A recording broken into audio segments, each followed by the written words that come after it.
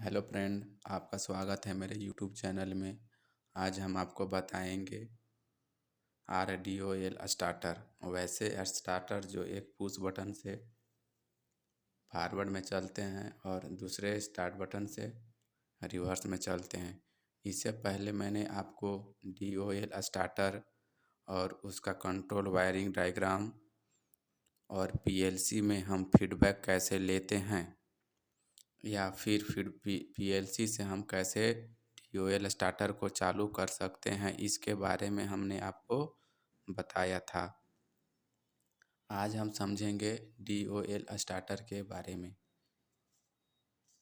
तो जैसा कि मैंने ऑलरेडी ड्रा कर लिया है, यहाँ पर मेरा 3 फेज सप्लाई हमने दे दिए हैं RYB। ठीक, वहाँ से क्या करना है, 3 टेपिंग लेना है, 1 2 3 RYB के लिए। और उसका सप्लाई हम दे देंगे किस में, MCCB में, मोल्डेड केस सर्किट ब्रेकर में। हम बिना MCCB का यूज किए भी सीधे ओवरलोड रिले में सप्लाई दे सकते हैं, लेकिन जब हमें सर्किट बंद करने की आवश्यकता होगी तो उस समय हम बंद नहीं कर पाएंगे, इसलिए हम MCCB का यूज करते हैं। अब देखिए, थर्मल ओवरलोड रिले हमने लिया है। थर्मल ओवरलोड रिले जो MCCB का जो आउट है, थर्मल ओवरलोड रिले का इन हो रहा है।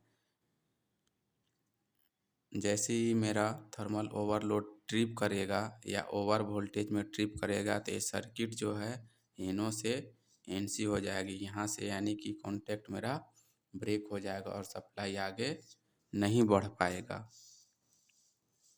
अब इस तरह से हमने एक फॉरवर्ड का कॉन्टेक्टर लिया है, एक रिवर्ट का कॉन्टेक्टर लिया है। फॉरवर्ड का कनेक्शन हम जस्ट DOL स्टार्टर के जैसे ही करेंगे, बस इसमें एक अंतर ये रहता है, कि हमको 2 पावर कॉन्टेक्टर C1 और दूसरा पावर कॉन्टेक्टर C2 की ज़रूरत पड़ेगी। ठीक, C1 का हम कनेक्शन जस्ट DOL स्टार्टर के जैसे ही करेंगे। थर्मल ओवरलोड रिले का जो है R फेस सीधे हम दे देंगे, R में, Y में, B का B में। बट अब देखने वाली बात है कि हम C2 का कनेक्शन हम कैसे करेंगे। इस समय मेरा C1 और C2 में एनी टाइम कोई एक कॉन्टेक्टर ही मेरा पिकअप रहेगा। एक एट अ टाइम दोनों कॉन्टेक्टर पिकअप नहीं हो सकता। अगर होगा तो मेरा मोटर का वाइंडिंग जल जाएगा। ठीक है, मैंने इससे पहले मैं RDOL कंट्रोल वायरिंग का इंटरलॉकिंग के बारे में दिखाया था। इसका NC से C1 चलेगा, C2 के NC कॉन्टेक्ट से C1 ऑपरेट होगा, तो इसलिए एट अ टाइम दोनों को ऑपरेट होने की चांस ख़त्म हो जाता है।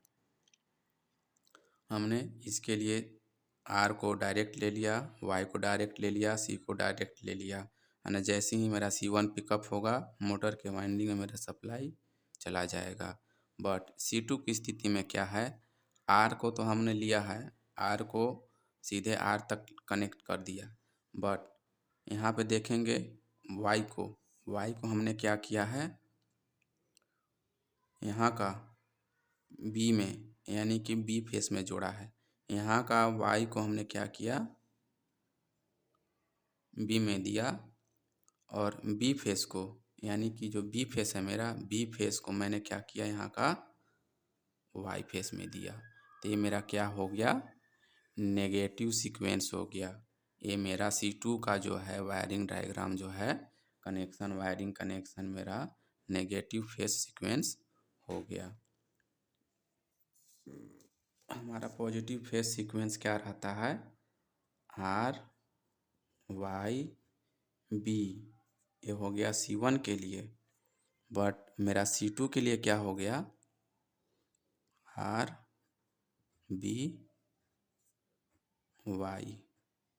ये C2 के लिए हो गया। हम इस अरेंजमेंट में C2 का कनेक्शन करेंगे, C1 का कनेक्शन हम इस अरेंजमेंट में करेंगे।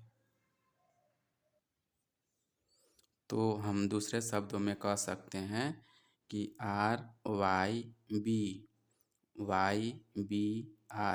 मेरा क्या हो जाएगा, पॉजिटिव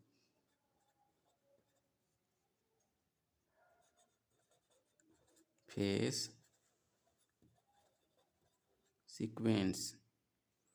लेकिन RBY मेरा क्या हो जाएगा, नेगेटिव फेस सीक्वेंस। अगले वायरिंग डायग्राम में हम देखेंगे ट्रिप देना, ट्रिप का, ऑन का, ऑफ का, हेल्दी का इंडिकेशन लेना, और साथ ही साथ हम पीएलसी के DI/DO कार्ड से हम कैसे ऑपरेट कर सकते हैं और पीएलसी को कैसे हम इंडिकेशन दे सकते हैं, उसकी वायरिंग हम देखेंगे। तो आज के लिए इतना ही। आपका धन्यवाद।